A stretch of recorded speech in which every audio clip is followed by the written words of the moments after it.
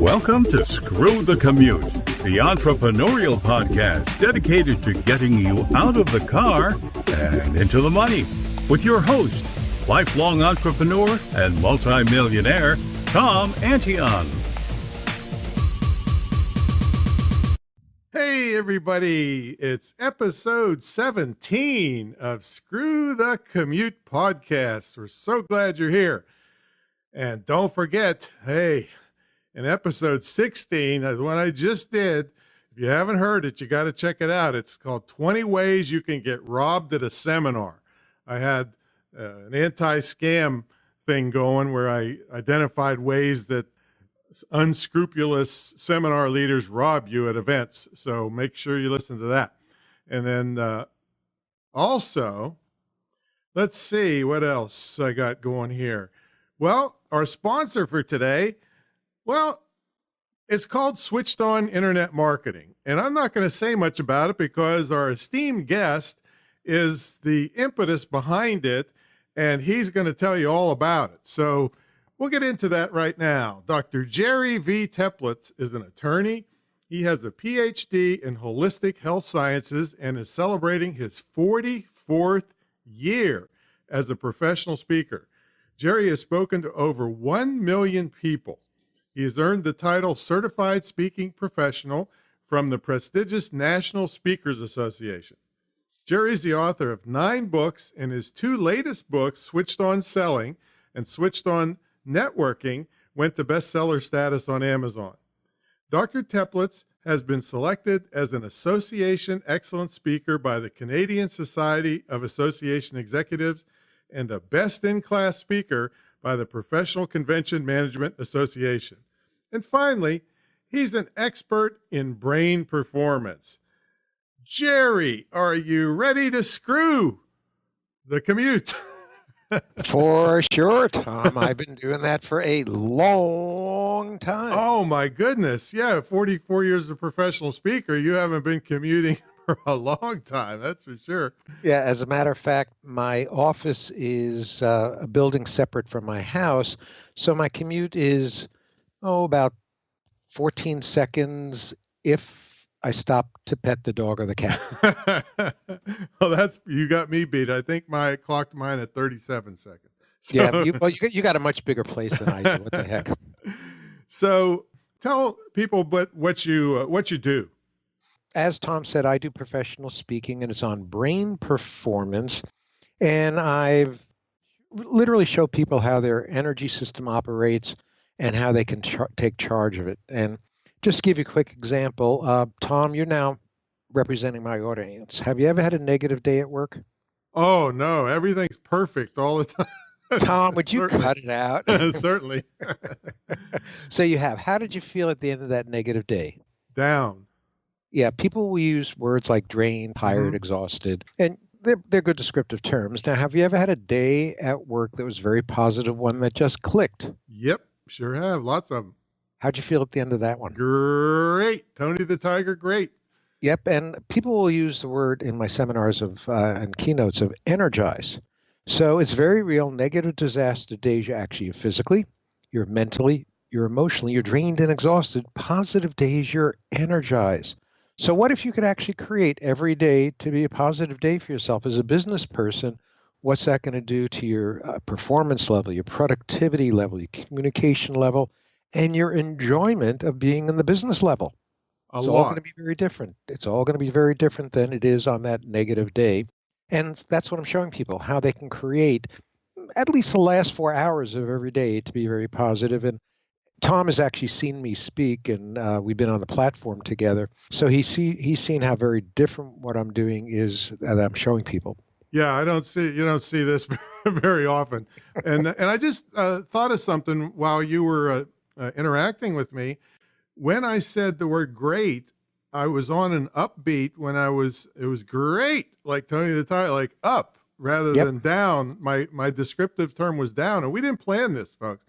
No. My descriptive term was down when a bad day, and then the great was up when it was a good day. So things are looking up. Awesome. As a matter of fact, if we had wanted to do this, what I do on some radio interviews, I'll have somebody, the host of the show, stand up and tell the listeners if they're in a place where they can stand up.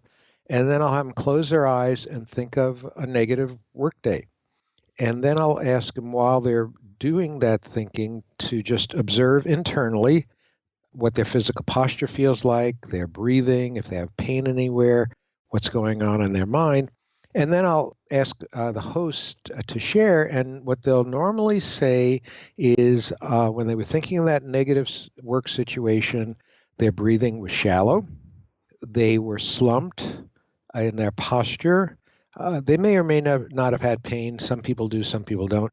And they may have noticed like their mind churning. When I have them focus on that positive work day, it all flips, just like you were just saying. They'll actually report being more upright, breathing is deeper. If they had pain, in most cases, it's actually gone. And they'll notice a change in what their mind is doing from the first time and the second time. So there's research that's actually out there showing that we actually have chemicals produced in the body that are different when we're in this what's called upright high energy state versus the slumped, more depressed state. So it actually changes the physiological chemicals in the body as well. Amazing. So I know that you are an attorney, but you probably haven't practiced for a while, right? When's the last time, or did you ever have a job? Yes, I had a job. And it was after law school. I worked as an attorney for a year and a half for the Illinois Environmental Protection Agency, and that was very early EPA days. And this was in Chicago. And while I was there, I was hanging around with a group of friends that were getting into what back then was weird stuff, which today is now totally accepted. And that was things like yoga, meditation, nutrition, when it was like unknown. Right. And I was actually scared of the stuff. And scared of yoga. Yoga. What is that? Meditation. What are you doing there? In hanging around with those friends, I got peer pressured into trying some things. And one of the very first things was hatha yoga, the yoga, which I did with a negative attitude. I was going to prove to them that this didn't work, use my legal skills to tear it apart so they'd leave me alone. The problem was shortly after I noticed lower back pain problems I had most of my life were gone. Wow. I had more flexibility than I have had as a high school athlete. I got so excited I started studying it, wound up becoming a master teacher of hatha yoga, and never really stopped studying, and wound up eventually getting a PhD in holistic health sciences. Amazing. And you still practice yoga today, right? Every day, and that's part of, in terms of Screw the Commute, that I make sure to do every day. I do about 20 minutes of yoga, and I meditate twice a day. So I'm able to keep myself at high energy regardless of what happened during the day. I can put myself right back in high energy at the end of a day. That's great. Now, do you remember the moment that you decided that, look, I'm not going to go to this law job anymore, and I'm going to go out on my own? Well, it was, I don't know if it was an exact moment, but what was happening is we were too effective as an agency. This was early environmental days, and our policy is we would negotiate with you, first of all, after we have sued you as a polluter, right. And we would negotiate if you agreed to an abatement program in the shortest possible time that our engineers agreed to. You agreed to a penalty for past acts of pollution, and you pled guilty to having been a polluter. So basically it was saying, roll over, play dead, and we'll talk to you about this. And so industry hated us, and we were actually trying our own cases, and the Attorney General of the state of Illinois, where I lived at that point, took our trial powers back. He was a Republican and heavy pro-industry, so he started holding cases up to the extent I had nothing to do every day at work. I would read a novel. Wow. Because I had nothing to do, because he would not file a case unless it was 100% provable, even though our burden was only 51%, which is called preponderance of the evidence. Right. He wanted it to be 100%, which you can't get to. And so he was not filing cases, and I had less to do. So that was part of it as I was moving into these other areas. and also was started getting involved with a marketing program to colleges and decided to market myself. And I created a program called How to Relax and Enjoy Being a Student or Passing Your Exams. And that was the very first time that I actually put myself out there to do this work. And one of the things I was showing the students was a Japanese pressure technique called shiatsu, again, which was totally unknown then. Right. I was showing them how to get rid of headaches or even hangovers in 90 seconds. That could be very valuable in college. I was very popular on campus. If somebody's out there in a situation where they're thinking about, they'd love to be in business, they'd love to have a lifestyle business like you have, where you set your own schedule, do what you want, what advice would you give them?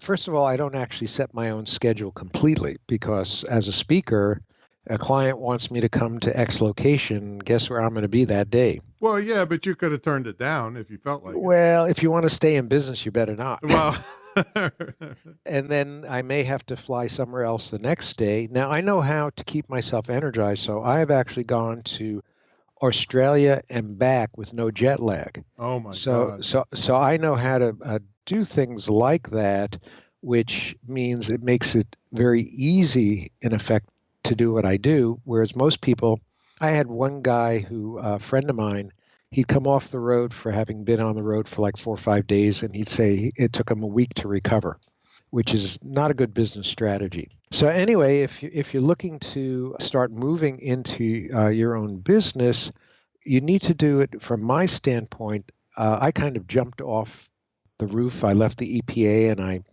evolved very quickly into speaking at colleges, and actually didn't have a lot of money as I was building the business, so it was real tight. So my suggestion would be, if you can, do some planning, take some time, and build up a war chest of some funds to assist you going through it, because you're starting from scratch when you start building a business normally. Yeah, that's for sure. Now, in all these years, has anything funny, bizarre happened in your business life? Well, the Bazaar is kind of things that have happened with travel a lot, where I was flying to, where was I flying to? Oh, I was flying from Bangkok to Australia. No, I take it back. I was going from here to Brazil, and I had a stop in Bogota, Colombia on the way down, and the connecting plane was late. It was I was wondering if I'd make the flight. I get down to Colombia, and you know how if you're connecting internationally, you usually just go to another part of the terminal. You don't exit security. Well, you have to exit security with your bags and go through customs immigration into Colombia before you can turn around and run to the ticket counter to check back in again for the next flight. So literally, I got to the ticket agent maybe 20 minutes before the flight's supposed to leave, and I'm pretty much crying, and because I got to make this flight. And she checks my bags. She said, "Okay, check bag. She actually walks me down to the gate to put me on the flight, and I go, "Great, thank you." So at the gate, the ticket agent at the gate says, "Okay, your passport, your ticket, and your visa." Guess what I didn't have? A visa. I had asked the group that was bringing me down, did I need a visa? And they never responded, and I forgot to ask them again. And guess what? No visa, no enter country. Yeah, but you could bribe them, couldn't you? Well, it was a Friday late afternoon. To buy it, you had to go to the embassy, and guess what's closed until Monday? Oh, boy. The embassy, the Brazilian embassy. And so I got stuck in Bogota for several days, but wound up having a great time. I went to the hotel to check in, and I was telling the hotel that I found, and this woman who's at the desk, I start telling her the story, and she volunteers to be my tour guide while I'm down there. Oh. I mean, nothing, Nothing, no funny business, right? no funny Yeah. business. And I mean, I got to see Bogota in ways that you probably would not get to see it. It took, by the way, on Monday, it took 5 minutes to get my visa. And my bag, by the way, had gone on that flight Right. that I missed. And so I was out, I had to go buy other stuff. And when I get down to Rio de Janeiro, and I'm now going on to Sao Paulo, I try and find my luggage and I can't find it in Rio. And I got to get on a plane. Well, what happened is the plane I came in was not going to be the plane I was leaving on. I didn't know that. And so they actually bust me out. He is the only person not that to far. this plane to get on it. I get to Sao Paulo. I go through customs immigration and go to baggage to file a claim. And guess what's sitting there? Your bag. My bag. How the hell it got there, I haven't the foggiest notion and still don't know. So okay. that was kind of a bizarre So you got a free extra trip, a tour guide, and your bag showed up anyway. Awesome. And I wound up speaking in Bogota because of that about 6 months later from somebody I met there in Bogota. Good for you. Of course, we've all had crazy stories traveling. But what do you think is the best part of working for yourself, and what's the worst part? So the best part is you're the one in charge. I set my own hours. I work long hours, but I set my own hours with it, and I do it willingly. I get to have an impact on lots of folks when I go out and get in front of an audience. The worst part is it's long hours, so it's both the good and it's also the not as good. And I have a staff of folks, so it's actually I've got 2 people who work for me full time, so it's actually managing and running an office as well. But the pluses on that is you can get more done. When I started out, I had to do everything, including the bookkeeping, which I hated to do and would only force myself to do it once every 6 months and feel guilty for the other 5 months that I'm not keeping the books. And I couldn't even afford at that point when I started a printout calculator and nobody had computers then either. I was once audited by the IRS and the guy was doing random tallying of columns. And again, the calculator I used was not it didn't have a printing printout. Right. And so I just would tally the closest 2 out of 3 totals, and that's what I'd put down as the total. Fortunately, the guy picked columns that actually added up. So it's like I was doing things that I really disliked doing and things that were difficult for me. And then with computers coming on, needing an expertise. So I've had staff over the years, which has made it much more powerful that you can impact and be out there much more, but you also are managing a staff at that point. But at least their commute is longer than yours. A lot longer, yeah, compared to mine. So tell everybody about what we're working on, because it's really out of my level or comfort level or range of expertise. And when I saw the kinds of results that you were getting, I thought, you know what, I got to team up with this guy and let's do something, because the stuff that you have is just so powerful. So tell them about what you're working on. What we're working on. Yep. So there's a brain rewiring approach that I do to sales, and which we then translated into internet marketing. It doesn't teach techniques. So it's normally, if it's live, it's a 1-day seminar, but we now have Switched On Internet Marketing as an online course. Just to give you an example with Switched On Selling First, because that's the course that I have done the most research with. So we're not teaching techniques. We're actually using very simple body movements that are called brain gyms that were developed for children and adults with learning disabilities originally, where you can take DNF graded students and give them the capability of becoming A-level students in a semester just using movement. What I've done is put it in the business arena. And Switched On Selling was my first class. And to validate this work, because as Tom was saying, it's very different than what's out there. There's nothing like it. We did a study with 695 salespeople, gave them a pre-seminar questionnaire when they walked in first thing in the morning, post-seminar questionnaire at the end of the day, but then we collected the forms back from them, got them back to them a month later, and asked them to do it a third time because we wanted to get over seminar high or placebo effect. Because people go to a seminar, they leave really excited. 3 days later, they're doing exactly what they did before. And Tom, you've experienced that Sure. with, I know with folks who have come to your stuff, they leave with great stuff, but they don't necessarily do anything with it. Implementation is Yeah. is So one of the statements, just to give you a quick example for our listeners, was, I am comfortable asking for the order and closing the sale.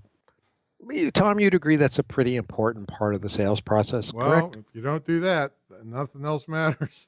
Well, guess what? 52% of these real salespeople responded negatively. End of the seminar day, it went from 52% negatively to only 8% still there. A month later, it dropped to 6%. On strongly agreeing that I'm comfortable asking the order and closing the sale, beginning of the day was 16%. End of the day jumped up to 35%. A month later, they got even better. It moved up. So this increased over time rather than decreased, which is the norm. The norm is you go to a seminar, you leave excited, and you get a drop off. And this didn't drop off. It went the other way. There's a bank in Nebraska. The president heard me speak, brought me in to do this for his salespeople, who was a reluctant sales force. These are folks, he said to them, you got to be selling, who did not get into banking because they wanted to sell. And they were doing reasonably well. They went through the one-day seminar. A year later, his bank was selected as Bank of the Year in his industry because of the level of improvement that had happened in their sales folks from a one-day seminar. So Tom was aware of this from our prior conversations, him hearing me talk about this.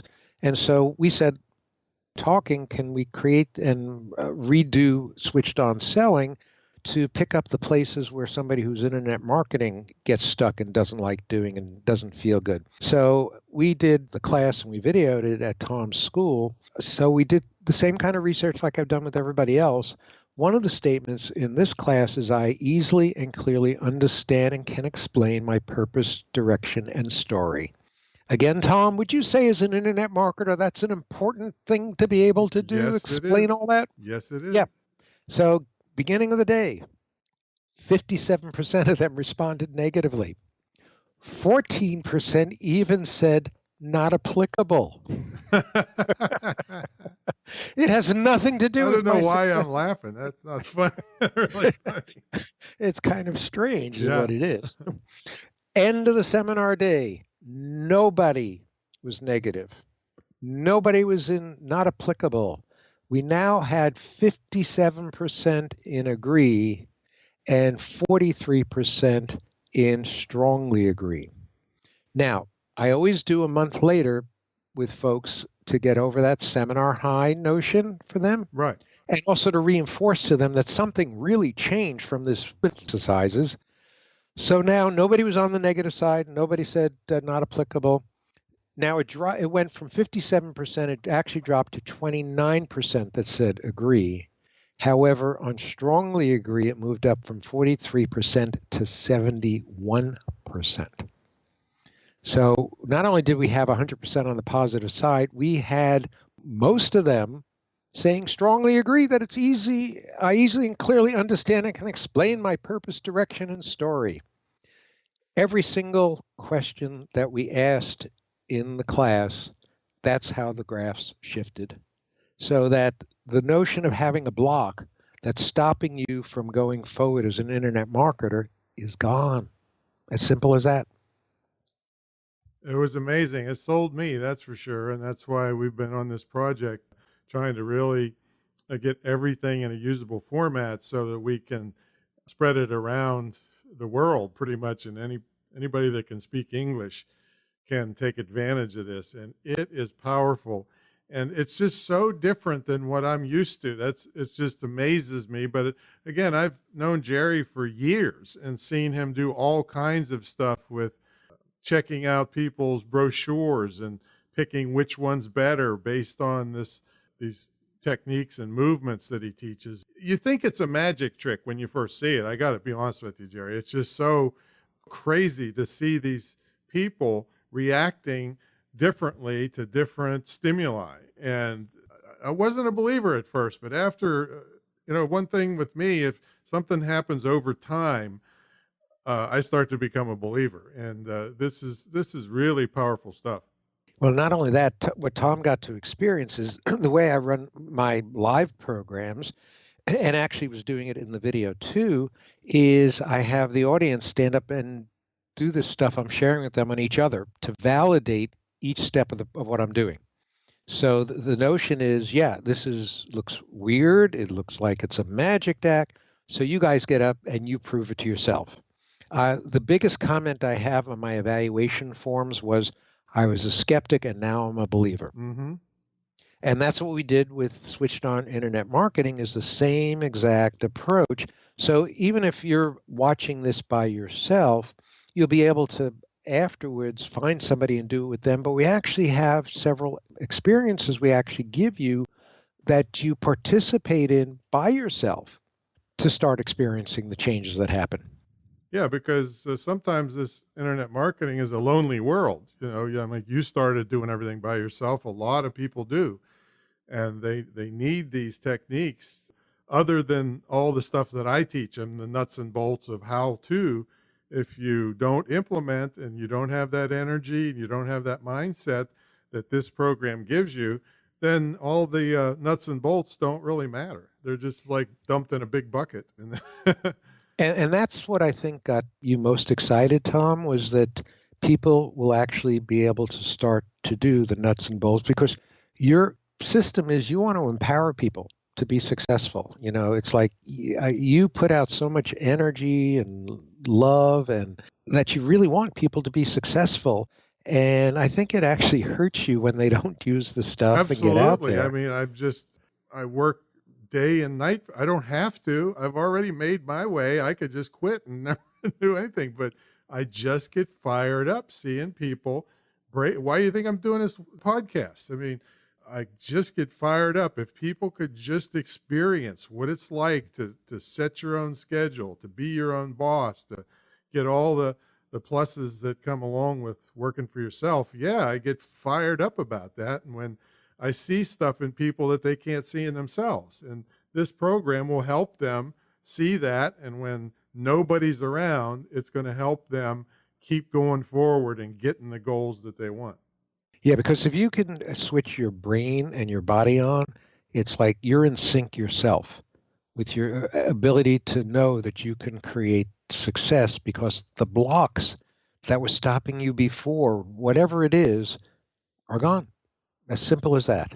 That's beautiful. Now, we're going to have the details of where to get this in the show notes. What's the website where they would check this out? It's real simple. It's Switched On Internet Marketing.com. Switched On internetmarketing.com. We'll have that in the show notes. Like I said, I'm fired up about this because I've had a pretty good percentage of people do very, very well with my training over many years. But if I can up that percentage, I'm there, whatever it takes. So let's switch back to what's a typical day look like for you, and how do you stay motivated? I don't think you need it so much with this ability that you have. Yeah, so a typical day for me is I start work around 10 o'clock, but I'll work until 6, and a lot of it's because I do speaking. I'm in front of a lot of association groups, business conventions, corporations. We do a lot of telemarketing sales in terms of to get booked. So I'll be on the phone a lot, then I'll be working on PR materials or other aspects of what we got coming down the pike. And then in the evening, I'll come back, and that's when I can actually focus in on for an hour or two on special projects, like videoing something or that I wouldn't have time during the day to put into what I do. So most people view me as a workaholic, but what they don't realize is when I go on the road to speak, I actually may speak for an hour and a half in a day, and that's it. May make a couple of phone calls. I'll spend a lot of time reading. I go out to great restaurants for meals at the client expense. And so going on the road is actually vacation for me. Yeah, and do you keep up with your yoga and meditation and things? Every day I do 20 minutes of yoga. I'll meditate. By the way, I teach yoga and meditation in some of the books I've done. And I'll meditate. I teach people to do it for 15 to 20 minutes. I do it now about 25 or 30 just because I've been doing it for so many years. And then I'll do a late afternoon, early evening before dinner. I'll do another meditation. So you know how the fatigue that has built up over the course of a day, Tom? Mm-hmm. I'll sit down, I'll meditate, and every time you meditate, it's as if you are going to a deeper state than the deepest state of sleep. So you're getting the equivalent of like 6 to 8 hours of sleep in that period of time that you're meditating, and I'll be ready for the evening. And so I don't usually go to sleep until about 1 o'clock, and I'll be up 7:30. But then with doing all the things I do, taking care of our animals, walking the dog, eating, showering, all that stuff. So I'll get to the office around then 10 o'clock.